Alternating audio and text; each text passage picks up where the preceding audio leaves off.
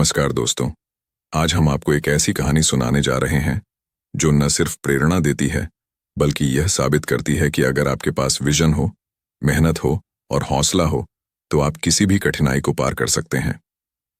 यह कहानी है भारत के सबसे सफल और प्रॉफिटेबल सास कंपनी ज़ोहो की। हमारे कहानी के नायक हैं श्रीधर वेम्बू और टोनी थॉमस, दो भारतीय इंजीनियर जिन्होंने साल 1986 में अपने सपनों के साथ एक छोटा सा सॉफ्टवेयर स्टार्टअप शुरू किया। उस समय भारत में स्टार्टअप्स की दुनिया अब भी प्रारंभिक चरण में थी।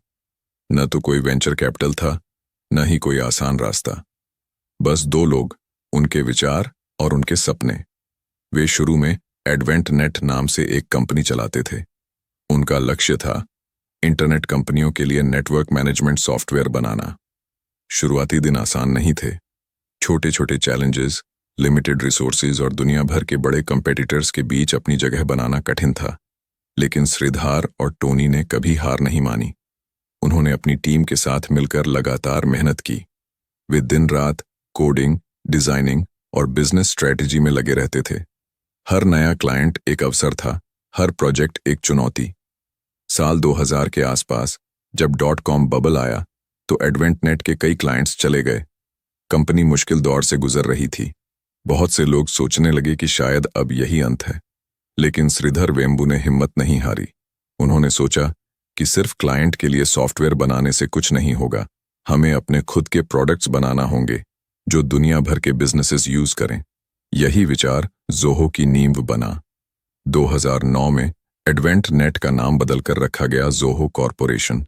ज़ोहो का विजन साफ था, ऐसा सॉफ्टवेयर बनाना जो हर छोटे और बड़े बिजनेस को एम्पावर करे, वो भी सस्ती कीमत पर। श्रीधर ने कभी बाहरी इन्वेस्टर्स या वेंचर कैपिटल से पैसा नहीं लिया। ज़ोहो हमेशा बूटस्ट्रैप्ड रही। ज़ोहो की एक और खासियत है, इसका हेडक्वार्टर्स शहर में नहीं बल्कि गांव में है। श्रीधर ने अपने गांव में ऑफिसेज खोले क्योंकि वह मानते हैं कि टैलेंट केवल शहरों में नहीं बल्कि हर गांव में होता है। उन्होंने गांवों में ज़ोहो स्कूल्स ऑफ लर्निंग स्थापित किए, जहां बिना कॉलेज डिग्री वाले छात्रों को प्रैक्टिकल ट्रेनिंग दी जाती है और बाद में उन्हें ज़ोहो में जॉब्स मिलती हैं। ज़ोहो ने साबित कर दिया कि एजुकेशन सिस्टम की सीमाओं में बंधना जरूरी नहीं है। अगर टैलेंट, मेहनत और सही गाइडेंस हो तो कोई भी बड़ी सफलता हासिल कर सकता है। ज़ोहो की जर्नी सिर्फ बिजनेस तक सीमित नहीं है। श्रीधर और उनकी टीम ने इसे ग्लोबल स्टैंडर्ड तक पहुंचाया। उन्होंने अपने प्रोडक्ट्स को ऐसे बनाया कि यह छोटे बिजनेस से लेकर बड़ी मल्टीनेशनल कंपनीज तक सभी के लिए उपयोगी हो। ज़ोहो ने धीरे धीरे अपने एप्लीकेशंस की संख्या बढ़ाई।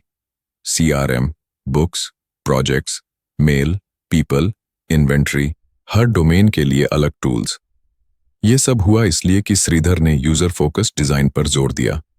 उनकी फिलॉसफी थी कि यूजर एक्सपीरियंस और कस्टमर सेटिस्फैक्शन सबसे बड़ा फैक्टर होता है। ज़ोहो की ग्रोथ का यह दौर कठिन भी था और प्रेरक भी। श्रीधर ने कई बार अपनी स्ट्रैटेजी बदलने के बारे में सोचा। कभी कभी मार्केट ट्रेंड्स बदल जाते थे, कभी टेक्नोलॉजी का लैंडस्केप बदलता था, लेकिन उन्होंने हमेशा लॉन्ग टर्म विजन पर फोकस किया। ज़ोहो की सक्सेस में सबसे बड़ी कंट्रीब्यूटिंग फैक्टर था सेल्फ रिलायंस। श्रीधर ने एक्सटर्नल फंडिंग लेने से मना कर दिया। उनका मानना था कि अगर आप इन्वेस्टर्स के पैसे पर निर्भर रहेंगे तो आपको अपनी कंपनी पर फुल कंट्रोल नहीं रहेगा। इसलिए उन्होंने अपने रिसोर्सेज, रेवेन्यू और प्रॉफिट से ही ग्रोथ को ड्राइव किया। ज़ोहो ने ग्लोबल एक्सपेंशन की दिशा में भी कदम बढ़ाया। उन्होंने ऑफिसेज स्थापित किए अमेरिका, जापान, चीन, UAE और अन्य देशों में। यह सब हुआ बिना किसी एक्सटर्नल इन्वेस्टर के।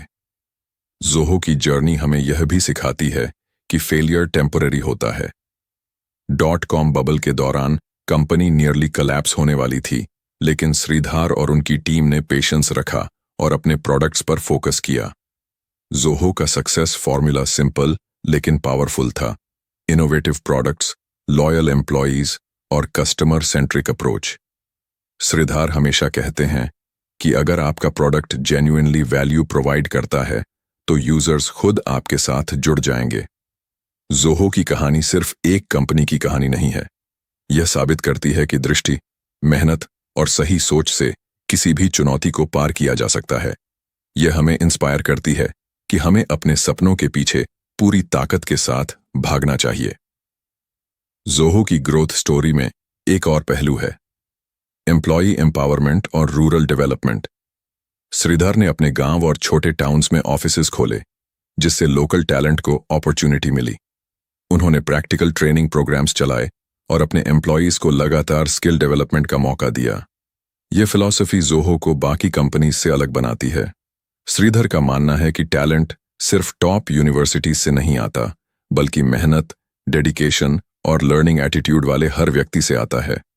जोहो की जर्नी हमें यह भी सिखाती है कि कंसिस्टेंसी और विजन सबसे बड़ा एसेट है।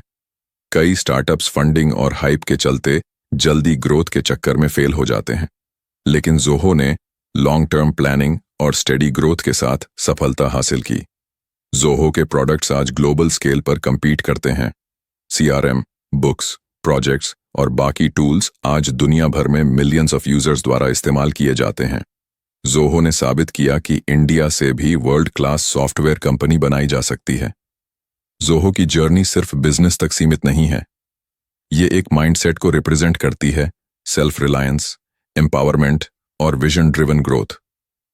जोहो की कहानी से हमें याद रखना चाहिए कि एक्सटर्नल फंडिंग और इन्वेस्टर्स हमेशा जरूरी नहीं है।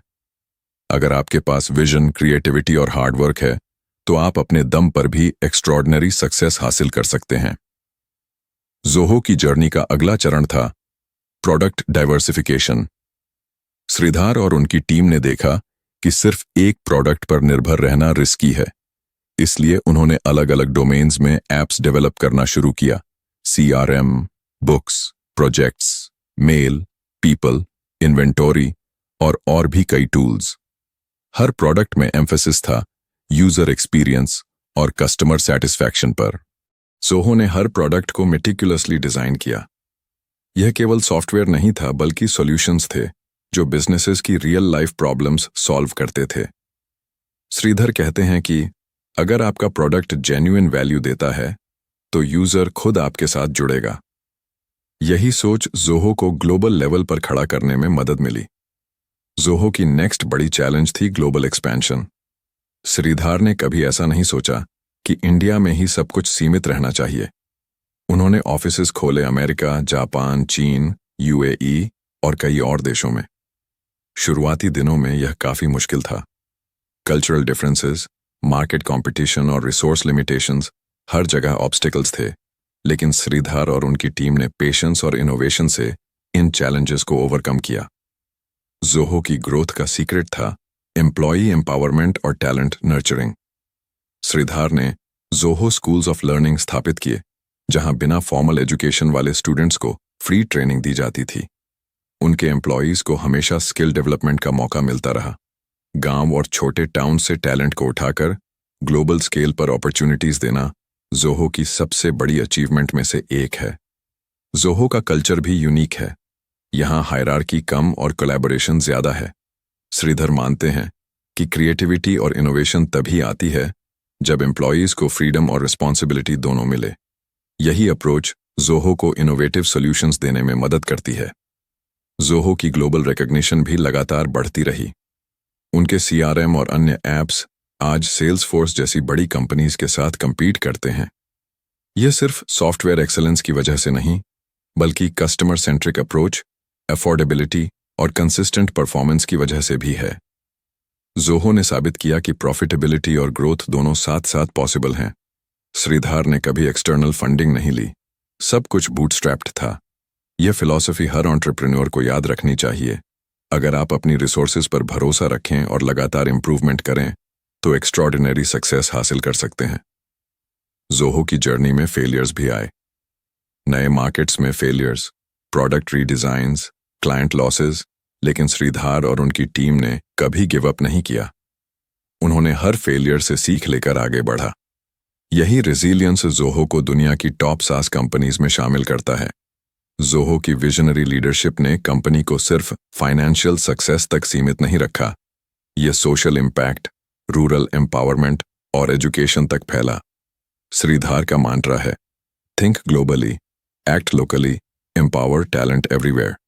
यह मंत्र जोहो को ग्लोबल प्रेजेंस और लोकल इम्पैक्ट दोनों दिलाता है। जोहो के प्रोडक्ट्स आज मिलियंस ऑफ बिजनेसेस द्वारा यूज किए जाते हैं। CRM, books, projects, mail, people, inventory, हर टूल प्रैक्टिकल, यूजर फ्रेंडली और कॉस्ट इफेक्टिव है।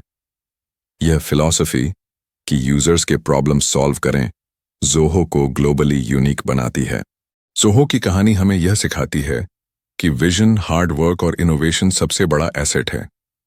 चाहे आप स्टार्टअप फाउंडर हों या स्टूडेंट, अगर आप अपने स्किल्स और नॉलेज पर भरोसा रखते हैं तो कोई भी ऑब्स्टिकल आपकी ग्रोथ रोक नहीं सकता। आज जोहो इंडिया की सबसे प्रॉफिटेबल सास कंपनी है। उनकी वैल्यूएशन $1 बिलियन से अधिक है। यह साबित करता है कि इंडिया से भी वर्ल्ड क्लास, प्रॉफिटेबल और ग्लोबली इम्पैक्टफुल कंपनीज बनाई जा सकती हैं। जोहो की स्टोरी सिर्फ एक कंपनी की सक्सेस नहीं है, यह माइंडसेट, फिलॉसफी और अप्रोच की सक्सेस है। यह हमें याद दिलाती है कि रिसोर्सेज सीमित हो सकते हैं, लेकिन इमेजिनेशन, डेडिकेशन और विजन की कोई लिमिट नहीं है। तो दोस्तों, इस कहानी से प्रेरणा लें। अपनी जर्नी में ऑब्स्टिकल्स आएंगे, फेलियर्स आएंगे, लेकिन हमेशा याद रखें, विजन, परसिस्टेंस और हार्ड वर्क आपकी सबसे बड़ी ताकत है। जोहो ने यह साबित कर दिया कि अगर आप कमिटेड हैं तो कोई भी बाउंड्री आपकी सक्सेस को रोक नहीं सकती।